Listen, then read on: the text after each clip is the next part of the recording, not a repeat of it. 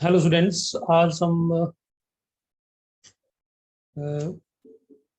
Real ring theory के इस lecture में एसोसिएट्स की डेफिनेशन से शुरुआत करेंगे। और लास्ट लेक्चर में हमने ये लेमा किया था। एंड इन दिस हमने ये प्रूव करा था कि अगर आर कोई इंटीग्रल डोमेन है और इसके पास यूनिट एलिमेंट है, एंड सपोज दैट दो एलिमेंट अगर हम आर से लेते हैं, ए बी को डिवाइड कर रहा है, बी ए को डिवाइड कर रहा है, तो a equal to U into B होगा, और वहां पे u जो होता है वो यूनिट होता है। ठीक। और स्टूडेंट यही डेफिनेशन कहीं ना कहीं एसोसिएट की है। देखिए एसोसिएट की डेफिनेशन क्या है कि अगर a b को डिवाइड करता है, b a को डिवाइड करेगा, तो हम बोलेंगे, और ये लेमा ये बोलता है कि अगर a b को डिवाइड करता है और b a को डिवाइड करता है, तो a जो होगा वो u इंटू बी होगा, और u will be unit in r। ये हमने लास्ट लेमा में प्रूव किया था। तो नाउ अगर एसोसिएट की डेफिनेशन देखें तो इसमें हमने क्या किया है कि एक R be a commutative ring पर कितना कि वहां पे इंटीग्रल डोमेन था, यहाँ पे commutative ring with unit element, two elements A and be in are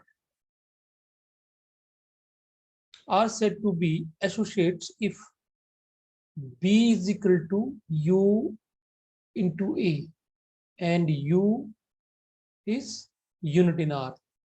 ठीक। तो कहीं ना कहीं बात वही आ गई कि अगर ए बी को डिवाइड करता है और बी ए को डिवाइड करता है, तो B is equal to U into A होता है, और यू आपका यूनिट होना चाहिए। तो इस तरह से कोई दो एलिमेंट्स अगर एग्जिस्ट करते हैं और उन दोनों के बीच में ये रिलेशन होल्ड करे, जिसमें ये जो यू है अगर ये यूनिट एलिमेंट हो, then we can say U and A and B are associates. अब ये जो एसोसिएट एक रिलेशन हो गया दो नंबर्स के बीच में, तो आपको एग्जाम में क्वेश्चन भी इस तरह से आ सकता है कि relation the relation A is an associate of B is an equivalence relation। तो अगर एक इक्विवेलेंस रिलेशन प्रूव करना हो तो सबसे पहले आपको पता है हमें रिफ्लेक्सिव प्रूव करना पड़ेगा। तो रिलेशन ले लिया हमने, A related to B means B is equal to U into A, और A को U जो होगा वो U is unit in R। ठीक। तो रिफ्लेक्सिव के लिए हम ए का relation A related to A prove करना होता है, तो डेफिनेटली हम ए इंटू ए को अगर 1 से मल्टीप्लाई कर दें तो ए ही आएगा। सो क्योंकि इसके रिंग के पास यहाँ पे यूनिट एलिमेंट है, तो we can 1 is present in R, so that's why A equal to 1 into A, और A is unit in R. जो यूनिट एलिमेंट होता है वो यूनिट होता ही है, क्योंकि उसका इनवर्स खुद 1 ही होगा under multiplication. Unit element are both elements which have unit which have multiplicative inverse. ठीक। तो 1 तो एक यूनिट एलिमेंट है, तो 1 यूनिट एलिमेंट 1 होता है, तो इसका ऑब्वियसली यूनिट भी है, बिकॉज इसका इनवर्स जो 1 ही आएगा। सो दैट्स वाई यहाँ से ये प्रूव हो रहा है कि ए जो है वो ए के साथ रिलेटेड है, या you can say A is associate of B. A is associate of A, you can say. So this is reflexive. Now the symmetric. Symmetric में हमने मान लिया कि दो एलिमेंट ले लिया हमने R से, और A is related to B, और हमें ये प्रूव करना है कि B is also related to A। So अगर A B से रिलेटेड है तो definitely B equal to U into A आएगा, A इज यूनिट। सो अगर A यूनिट है तो डेफिनेटली वहां पे उसका इनवर्स होगा। तो there exist V belongs to R such that U into B equal to 1। तो इस तरह से U अगर यूनिट है तो B भी डेफिनेटली यूनिट होगा। तो अगर दोनों तरफ हम V से मल्टीप्लाई करें तो U इंटू B तो बन जाएगा 1। तो what we get A equal to और V into B। So that means V is related to A. Got it? तो हेंस सिमेट्रिक, हमने A रिलेटेड टू B लिया, हमने प्रूव कर दिया कि B भी A के साथ ही रिलेटेड है। जो रिलेशन A का B के साथ है वही रिलेशन B का A के साथ भी है। It mean that it is symmetric. Now it transitive. So transitive में तीन एलिमेंट ले लेंगे हम। ले लेंगे कि A जो है B के साथ रिलेटेड है, B C के साथ रिलेटेड है, और हमें ये प्रूव करना पड़ेगा कि वही रिलेशन A का C के साथ भी है। So A is related to B means B is equal to U1 into A, और U1 आपका यूनिट होगा। उसी तरह से B is related to C, it means that C is equal to U2 V, और U2 हमने unit ले लिया। तो नाउ हमने C को रिलेटेड टू A और C को रिलेटेड प्रूव करना है। सो दैट्स वाई हमने C लेके चले। C की वैल्यू आपकी U2 B, और यहाँ पे B की वैल्यू पुट कर दी, B is U1 A, और यहाँ पे सब्स्टिट्यूटिविटी लगा ली। तो अगर U1 यूनिट है, U2 यूनिट है, तो डेफिनेटली उनका प्रोडक्ट भी यूनिट ही होगा, और वो भी R में होगा। ठीक, तो इससे ये प्रूव हो गया कि C is equal to some unit in R into A. It means that A is related to C. So hence it is transitive. तो तीनों अगर होल्ड कर गए तो this relation is an equivalence relation. Now one more thing कि equilibrium ring में अगर दो ग्रेटेस्ट कॉमन डिवाइजर हम टू गिवन एलिमेंट्स के लेते हैं, देन दे आर एसोसिएट्स। ठीक, any two greatest, any two GCDs of two given elements are associates. तो हम मान लेते हैं कि D1 और D2 जो है दो GCDs हैं A और B की, और अगर ये GCD है तो थोड़ी देर के लिए मान लेते हैं कि D1 जो है वो A और B का डिवाइजर है, क्योंकि जिस GCD का डिवाइजर तो होगा, तो डिवाइजर है तो वो D1 क्या करेगा, A को भी डिवाइड करेगा और B को भी डिवाइड करेगा। और D2 मान लिया हमने डिवाइजर है, GCD है। अब GCD की डेफिनेशन लगाएं, अगर ये D2 GCD है और D1 डिवाइजर है, तो क्या करेगा, D1 भी D2 को डिवाइड करेगा, because definition of GCD same. Again अब हम यहाँ पे मान लेते हैं कि D2 जो है डिवाइजर है और D1 जो है वो GCD है, तो D2 A को डिवाइड करेगा, B2 को भी B को भी डिवाइड करेगा D2, और D1 जो है वो GCD of A and B है। तो यहाँ से ये प्रूव हो गया by the definition of GCD ये जरूर होगा कि जो D2 होगा वो D1 को डिवाइड करेगा। ठीक, तभी D1 आपका GCD होगा, तो because of definition of GCD। तो इन दोनों से हम ये क्लेम कर सकते हैं कि D1 D2 को डिवाइड कर रहा है और D2 D1 को डिवाइड कर रहा है। और अगर ऐसा कभी होता है तो डेफिनेटली हमारे पास आएगा कि D1 is equal to D2 because of above lemma, और A जो होगा DU जो होगा वो यूनिट होगा। तो ऐसा होगा तो it mean that D1 and D2 are associates. Okay, one more lemma, and this lemma is कि अगर R कम्यूटेटिव इक्विलिब्रियम रिंग है और A और B दो एलिमेंट अगर हम लेते हैं, उसमें से B एक जो है नॉन जीरो है और वो यूनिट नहीं है, is not unit in R, then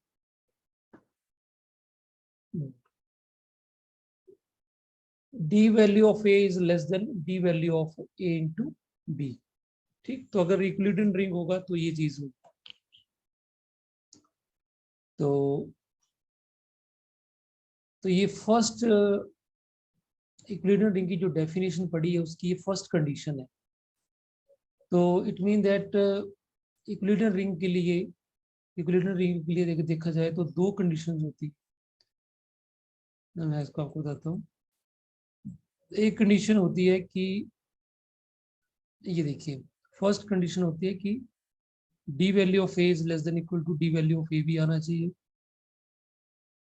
और दूसरी कंडीशन होती है कि अगर कोई भी दो एलिमेंट लेते हैं तो उन दो एलिमेंट्स के बीच में ये रिलेशन होल्ड करता है। तो यहाँ पे इस जो लेमा हम डिस्कस कर रहे हैं उसमें इक्वलिटी नहीं है, जस्ट स्ट्रिक्टली लेस देन है। और अगर इसी कंडीशन से क्लेम कर दे रहा है कि ये इक्विलिब्रियम रिंग हो जाएगा, ठीक।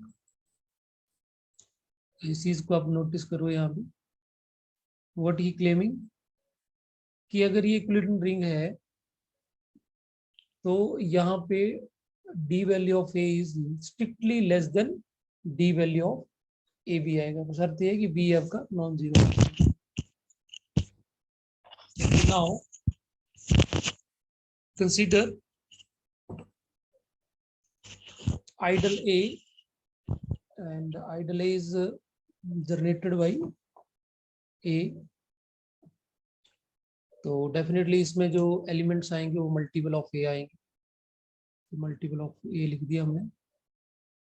सो by the first condition of equilibrium ring, D of A जो है वो less than equal to D of A into X for all X belongs to R and this X is not equal to zero. तो ये तो आपकी definition of equilibrium ring है, but हमने prove करना it is valid for all the elements and it is strictly less than, okay। तो जैसे हमने थ्योरम 3.7 में हमने डिस्कस करा था कि किस तरह से इसको आइडल प्रूव करा था हमने, और अगर ये ए से जनरेटेड है तो देखिए thus the d value of a is minimum for the d values of any element in a। तो ये जो जनरेट करता है उसकी जो वो डी वैल्यू होती है वो सबसे छोटी होती है बाकी सारे एलिमेंट ऑफ ए के लिए। तो कोई भी और एलिमेंट अगर ए से लेंगे तो उसका डी वैल्यू जो होगी वो डी वैल्यू ऑफ स्मॉल ए से बड़ी होगी, ठीक। ये तो हमने थ्योरम में भी डिस्कस किया था। अब देखो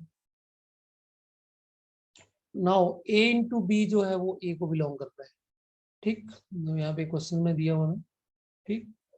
अगर ए और बी आर में है तो डेफिनेटली इन दोनों का प्रोडक्ट भी आर में होगा बिकॉज ऑफ क्लोजर। तो अगर आर में है तो ये कहीं ना कहीं जब एलिमेंट यहाँ से आएगा तो आर की वैल्यू यहाँ पे बी लेगा तो बी इंटू ए या ए इंटू बी बन जाएगा, ठीक। तो अगर ये इसकी वैल्यू, और हमने ये प्रूव करना है कि it is less than equal to D value of A is less than equal to D value of A B, और हमने यहाँ पे के ले लिया इक्वल। अगर हमने इक्वल लिया तो कोई ना कोई कंट्राडिक्शन पूरा नहीं चाहिए। Let's see, since d value of ab is the minimal in regard to a, क्योंकि अगर ये इसके बराबर आ गया तो ये तो मिनिमल है, डी वैल्यू ऑफ ए जो है वो मिनिमल है, इसका मतलब है कि यहाँ पे D value of A B क्या होगा, मिनिमल ही होगी, ठीक। Every element in A is a multiple of A B, ठीक, क्योंकि every element of A B जो है वो ए के बराबर है, और डी वैल्यू ऑफ अगर ए और D value of A B बराबर आ रहा है इसका मतलब ए और ए बी बराबर ही हो गए। So every element is a multiple of A B. In particular A तो ए के अंदर ही है, स्मॉल ए, तो ए जो है वो भी ए बी का मल्टीपल आना चाहिए, so A must be multiple of A B. So there implies A is equal to A B into X for some X belongs to R, ठीक। Since R is also integral domain तो है ही है, equilibrium ring है तो, और अगर integral domain है तो हम यहाँ से ए को कैंसिल कर सकते हैं। सो ए इज कैंसिल आउट, तो यहाँ से क्या प्रूव हो गया, यहाँ से ये प्रूव हो गया कि बी इज ए यूनिट, और हमें क्या देख के रखा है कि B is not a unit, which is contradiction to fact that B was not a unit. तो हेंस इसका मतलब ये इक्वल नहीं हो सकता, ये लेस देन ही होगा। So that is the proof of this lemma। फिर भी कोई आपको डाउट हो तो you can ask me। Now